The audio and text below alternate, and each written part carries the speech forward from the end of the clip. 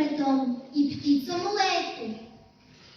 Domovina se brani knjigom i veslom u nebu, sestrinom suzom, majčinom brigom i onim brašnom u hlebu.